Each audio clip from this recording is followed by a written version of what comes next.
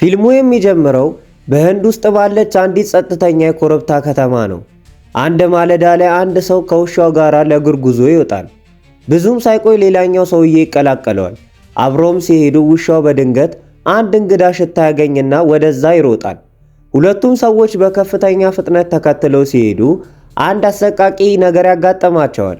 በላስቲክ የተጠቀለለ የአንዲት ወጣት ልጃገረድ ሕይወት ያለፈውን አስክሬን ይመለከታሉ። ደንግጠውም ከሁለቱ አንዱ በፍጥነት ለፖሊስ ይደውላል። በአንድ ሰዓት ውስጥም የፖሊስ መኮንኖችና የፎሬንሲክ ቡድን ይደርሳሉ። አካባቢውን በቅርበት ከመረመሩ በኋላ ሟቿ ሳምሻ የምትባል ተማሪ መሆኗን ያረጋግጣሉ። ፊቷ ላይም አሰቃቂ ጠባሳዎች ያሉ ሲሆን አንደኛው አይኗ በጭካኔ እንዲወጣ ተደርጓል። ከዛም ታሪኩ ወደ 36 ዓመቱ አርጁን ይዞራል። አባቱ በግዳጅ ላይ እያለ የሞተ የተከበረ ፖሊስ መኮንን ነበረ። አርጁን ከልጅነቱ ጀምሮ ተመሳሳይ አይነት ግድያ በሚያደርጉ ወንጀለኞች ስለ ልቦናው ይሳም ነበረ። ላለፉትም 7 ዓመታት ተመሳሳይ ግድያ በሚያደርጉት ገዳይ ላይ የሚያተኩር የፊልም ስክሪፕት ሲያዘጋጅ ቆይቷል። አርጁን ከቅርብ ጓደኛው ራሁል ጋር ይኖራል። ራሁል ስክሪፕቱን ለፊልም ዳይሬክተሮች ለማሳየት ትክክለኛው ጊዜ እንደሆነ ይነግረዋል። ሆኖም ባቀረበ ቁጥር እያንዳንዱ ፊልም ሰሪ ታሪኩ በጣም የሚነካ ነው በማለት ውድቅ ያደርጓል። ሌሎች ደግሞ ኮሜዲ ላይ መስራት እንደሚመርጡ ይነግሩታል። ሲመለሱም ጓደኛው ግትርነቱን ትቶ ኮሜዲ ፊልም እንዲጽፍ ይነግረዋል። ሊያሳምነውም ሲሞክር ነገር ግን አርጁን በግልጽ እምቢ ይለዋል። በሚቀጥለው ጠዋት አርጁን በአቅራቢያው ባለ ከተማ ወደሚገኘው የእህቱ ቤት ይሄዳል። ከእህቱም ሴማና ከባለቤቷ ናሬንደርና ከልጃቸው ፒያል ጋር ቁርስ እየበላ ሳለ ሴማ ለተረጋጋ የወደፊት ሕይወቱ ሲል ፖሊስነትን እንዲቀላቀል ትወተውተዋለች። ናሬንደርም አክሎ የአባቱ መስዋዕትነት ይችን ቀላል ፈተና ካለፈ በኮታ ፖሊስ እንደሚገባ እንደሚፈቅድለት ይነግረዋል። በሴማ ግፊት አርጁን ሳይወድ ይስማማል። ነገር ግን ራሁል ደውሎ አንድ ዳይሬክተር በስክሪፕቱ እንደተሳበ እስከሚነግረው ድረስ ነበረ። ይህንንም ሲሰማ አርጁን ወዲያውኑ ሐሳቡን ይቀየረና ዳይሬክተሩን ያገኘዋል። ዳይሬክተሩ ታሪኩን ወዶታል። ነገር ግን ገዳዩ እንዲያዝ የፊልሙን መጨረሻ እንዲቀይር ይጠይቋል። አርጁን እያንዳንዱ ተከታታይ ገዳይ ውሎ አድሮ ስህተት ይፈጽማል እናም ይያዛል በማለት በግትርነት እምቢ ይላል። አርጁን ከዳይሬክተሩ ክፍል ሲወጣ አንዲት ነፍሰ ጡር ሴት የጫማ ማሰሪያዋን ለማሰር ስትቸገር አይቶ በደግነት ይረዳታል። ይህም በእሷ ላይ ጥሩ ስሜት ይተዋል። ሌላ አማራጭ ስለሌለው አርጁን ለእህቱ ደውሎ ፖሊስነትን ለመቀላቀል ይስማማል። የጽሑፍና የአካል ብቃት ፈተናዎችን በቀላሉ ያልፋል። ብዙም ሳይቆይ በይፋ ይመረጣል። ከአንድም ሳምንት በኋላ ከናሬንደር ጋር ወደ ሥራ ሲሄድ ናሬንደር ለበላዮች መታዘዝንና ትዕዛዞችን ያለመዘግየት ወይም ደግሞ ስህተትን መፈጸም ያለውን አስፈላጊነትን ያሳስበዋል። ፖሊስ ጣቢያም ሲደርሱ ናሬንደር መኮንኑን ጉሌሪያንን አርጁንን በሥራው እንዲመራውና እንዲያግዘው ያዘዋል። እጁን እየታጠበ ሳለ አርጁን ከፍተኛ መኮንን ራቪን በአንድ እስረኛ ላይ አሰቃቂ ድብደባ ሲፈጽም ያየዋል። ራቪ አርጁንን ጠርቶት ዱላውን ይሰጠዋል። እሱ እስኪመለስ ድረስ ቃል እንዲያስገባቸው ያዘዋል። በሲጋራ ረፍት ወቅትም ናሬንደር ለአርጁን ጠንካራ አቅም እንዳለውና በፍጥነት እንደሚማር ለራቪ በልበ ሙሉነት ይነግረዋል። ይህ በእንዲህ እንዳለ አርጁን ቃል ከማስገባት ይልቅ ለእስረኛው የገዳዮችን ታሪክ ያወራለታል። ራቪና ናሬንደር ይህንን ነገር ሲያዩ ራቪ በቁጣ ይገነፍልና እንደ ቅጣት ራቪን ከወንጀል ምርመራ ክፍል አንስቶ ወደ ቢሮ ዕቃዎች ጥበቃ ክፍል ይቀይረዋል። ምርመራም ደግሞ ከአቅም በላይ ነው ይለዋል። ከዚያ በኋላ ናሬንደር በአርጁን ላይ ተቆጥቶ የፊልም ዓለሙን ትቶ በሥራው ላይ እንዲያተኩር ይነግረዋል። በቀጣዩ ትዕይንት አምሪታ ከትምህርት ቤት ወደ ቤት ትመለሳለች። በበሩ አጠገብ ውሻዋን ስታይ ፈገግ ብላ በደስታ ትዳብሳዋለች። በዚያው ቅጽበት አንድ ጥቁር መኪና አጠገቧ ይቆማል። ስሟን ይጠራታል። ሹፌሩን ስታይ አምሪታ በጣም ትደሰታለች፣ ፊቷም ይበራል። በቤቱ ውስጥ እናቷ ስላረፈደች ትጨነቃለች። ውሻዋ ስጮ ሰምታ ወደ ውጪ ትወጣለች። ነገር ግን አምሪታ የለችም። ውሻዋ አንገቷ ላይ ደግሞ የተንጠለጠለ የስጦታ ሳጥን ብቻ ታያለች። የአምሪታም ወላጆች ወደ ፖሊስ ጣቢያ ይሮጣሉ።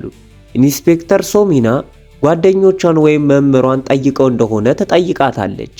አባቷ ማንም ስለሷ የሚያውቅ እንደሌለ ይናገራል። ከቢሮ ውጪ ኢንስፔክተሩ የጠፋ ሰው ሪፖርት እንዲመዘገብ ስታዝ አርጁን ይመለከታታል።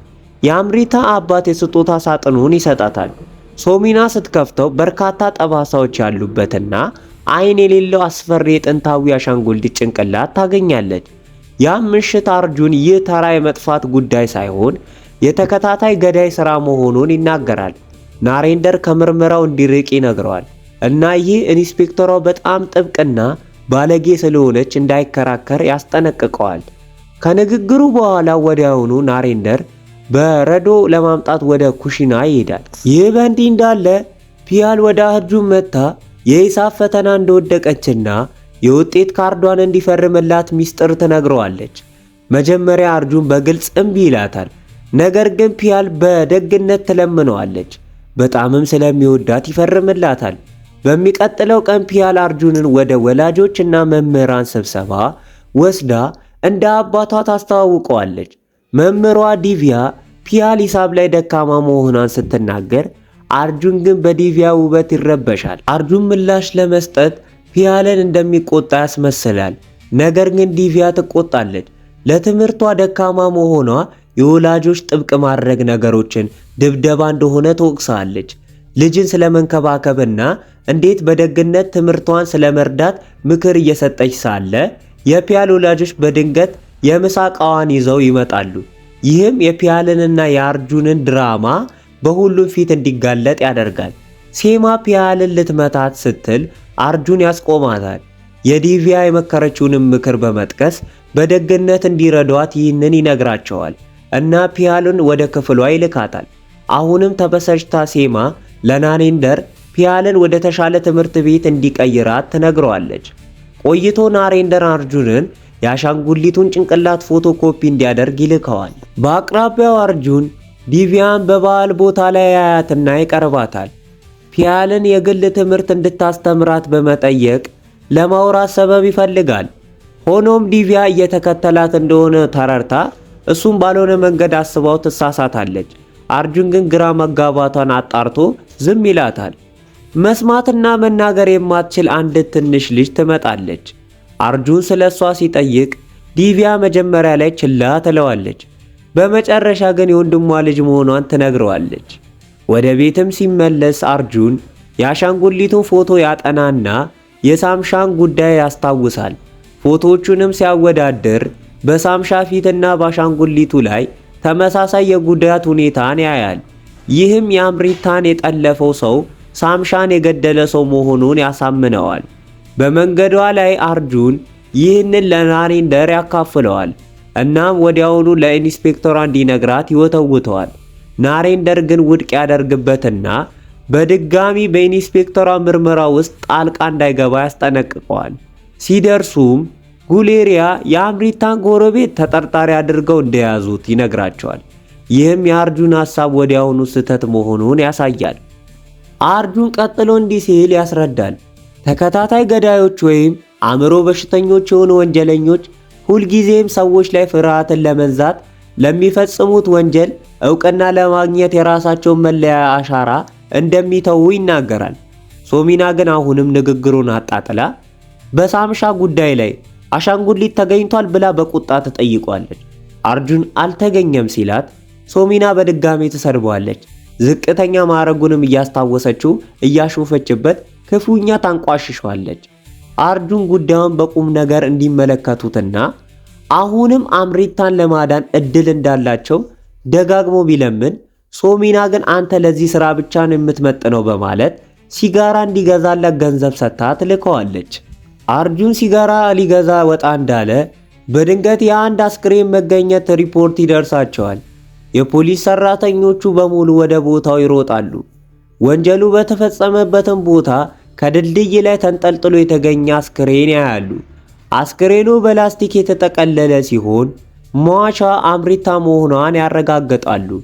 ልክ እንደ አሻንጉሊቱና እንደ ሳምሻ ሁሉ ፊቷ ላይ ተመሳሳይ አሰቃቂ ጉዳት ደርሶበታል። አሁን ሁሉም የፖሊስ አባላት የአርጁንን ንግግር በቁም ነገር ለመቀበል ይገደዳሉ። አርጁን ምርመራውን በመቀጠል ወደ ሌላ ፖሊስ ጣቢያ ይሄዳል። በሳምሻም ጉዳይ ላይ ተመሳሳይ የስጦታ ሳጥን ተገኝቶ እንደሆነ ቢጠይቅም ፖሊሱ እንደሌለ ይነግረዋል። ወደ ሳምሻም ቤት ሄዶ ወላጆቿን ቢጠይቅም ምንም የሚያውቁት ነገር የለም። ትምህርት ቤት ሄዶ ጓደኞቿን ቢጠይቅም ምንም ፍንጭ ሊያገኝ አልቻለም። ተስፋ ሳይቆርጥ ወደ ፎሬንሲክ ምርመራ ክፍል ይሄዳል። በዚያም ዶክተሯ አምሪታ ከመሞቷ በፊት በከፍተኛ ሁኔታ መሰቃየቷን ትገልጽለታለች። ገዳዩ ፊቷ ላይ ትልቅ ቁስሎችን ቀርጿል፣ ፀጉሯን ነጭቷል፣ ጥርሶቿን ሰባብሯል እና በሕይወት እያለች አይኖቿን አውጥቷል። ዶክተሯ በሥራ ዘመኗ እንዲህ ያለ አሰቃቂ ድርጊት አይታ እንደማታውቅና ገዳዩ አርጁን እንዳለው እውነተኛ የአእምሮ በሽተኛ መሆኑን ታረጋግጥለታለች።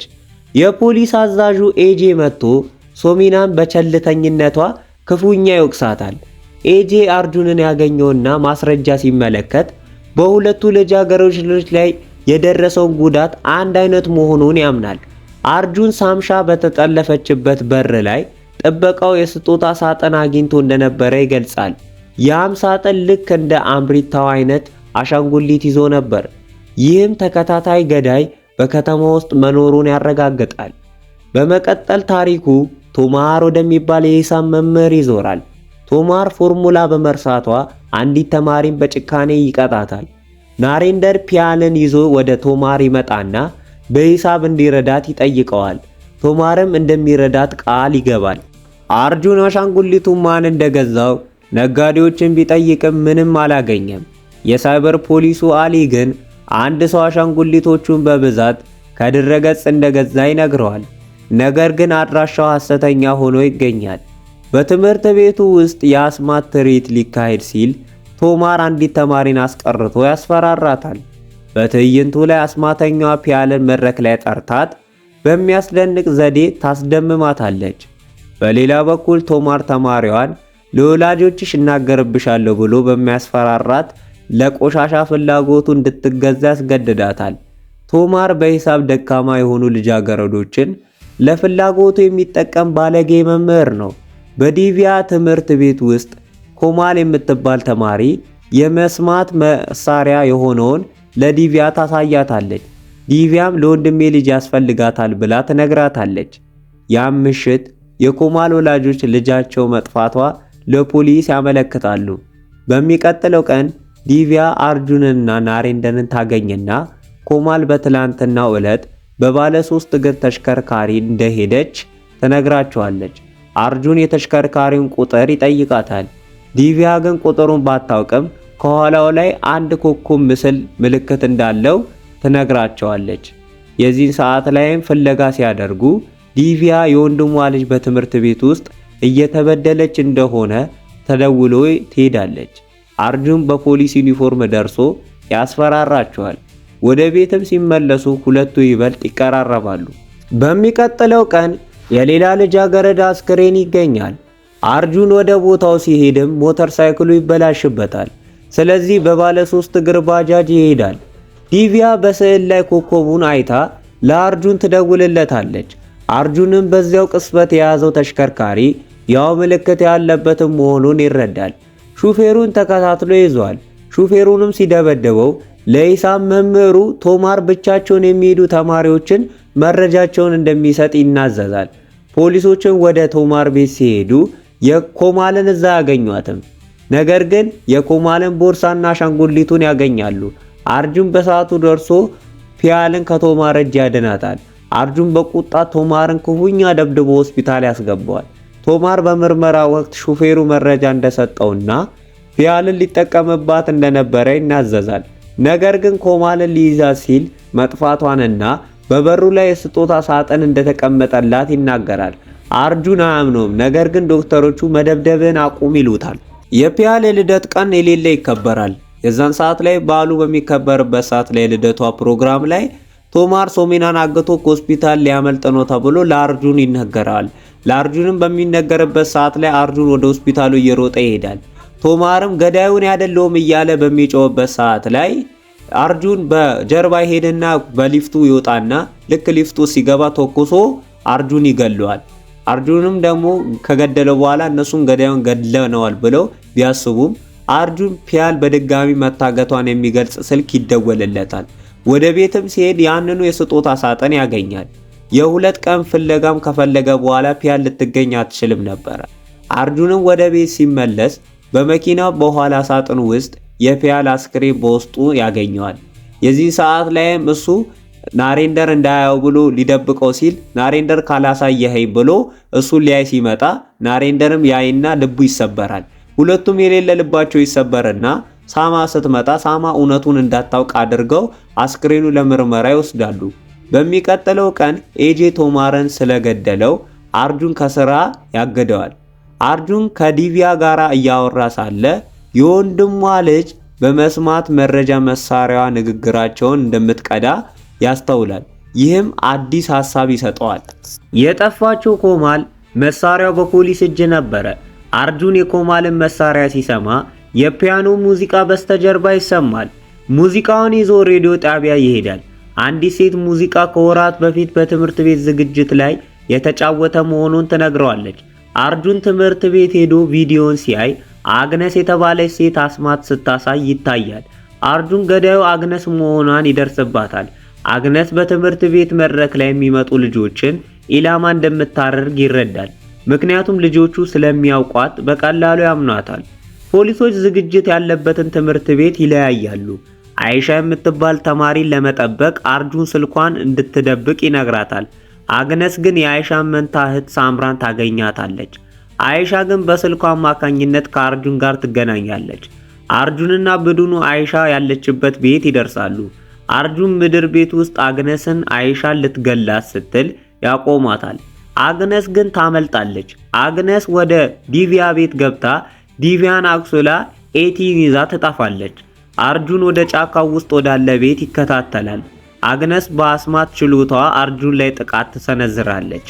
አርጁን ግን ኤቲን ያገኛታል። አግነስ በቢላዋ ልትወጋው ስትል አርጁን ይይዛታል።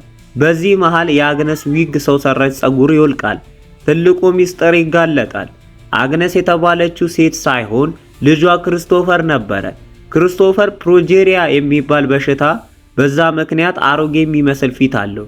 ድሮ ሶፊያ የምትባል ልጅ ስላሾፈችበት ገሏት እናቱ አግነስ እስር ቤት ገብታ ነበር። እናቱ ከሞተች በኋላ እሷን መስሎ ልጃገረዶችን መግደል ጀመረ። በመጨረሻ ላይ ክርስቶፈር ኤቲን ሊገላት ሲል አርጁን አቅመቢስ ነህ ብሎ ያበሳጨዋል። ክርስቶፈር አርጁንን ሊያንቀው ሲል ኤቲ ቢላዋ ትሰጠዋለች። አርጁን ክርስቶፈርን ወግቶ ይገለዋል። ፊልሙ አርጁን፣ ዲቪያ፣ ኤቲ አብሮ ሲሄዱ ይጠናቀቃል።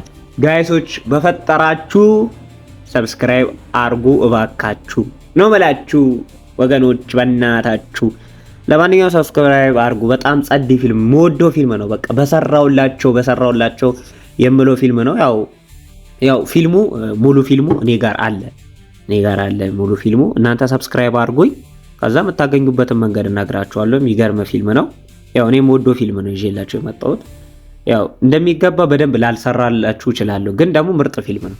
ምንም ይሄ የማይካድ ሀቅ ነው።